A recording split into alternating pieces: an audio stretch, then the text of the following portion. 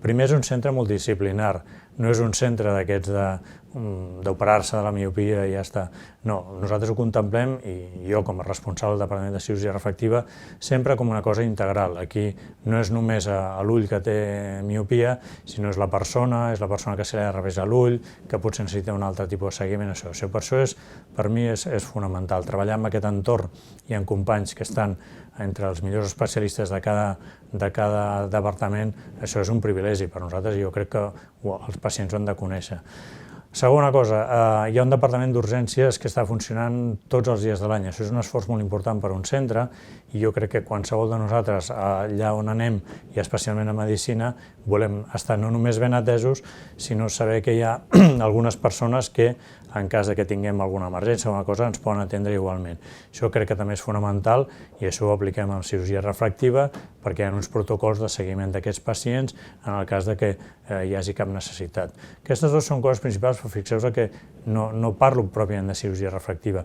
I en quant a cirurgia refractiva, i això parlo una mica de nosaltres, és un departament al que portem molts anys treballant amb això, ens hem especialitzat en això, provenim de la cirurgia del segment anterior de la còrnea, vull dir, no som mira, de cop ens hem posat a operar cirurgia refractiva, sinó que hi ha darrere un coneixement que fonamenta tots aquests coneixements que al llarg d'aquests anys hem anat desenvolupant. Estem molt implicats en totes les societats, tant nacionals com internacionals, i no com a assistents, no anem a escoltar els congressos. Nosaltres quan anem als congressos anem a parlar, anem a donar xerrades i anem a confrontar els coneixements i aprendre amb els altres companys. O sigui que el nostre enfoc és molt integral.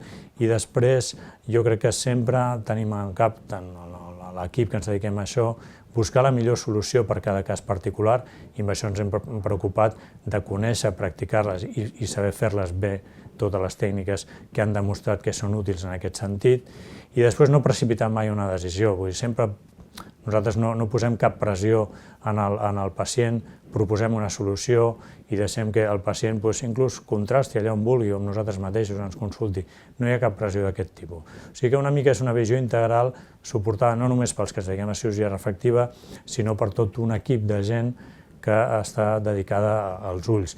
I després, tècnicament, comptem actualment amb els millors elements per poder fer aquestes cirurgies. I això és una cosa més tècnica, però sí és molt important treballar en els millors quiròfans, treballar amb les millors infermeres, treballar amb els millors òptics, treballar amb els millors cirurgians, per suposat, i amb els elements que ens ajuden a aconseguir el resultat òptim amb aquesta cirurgia.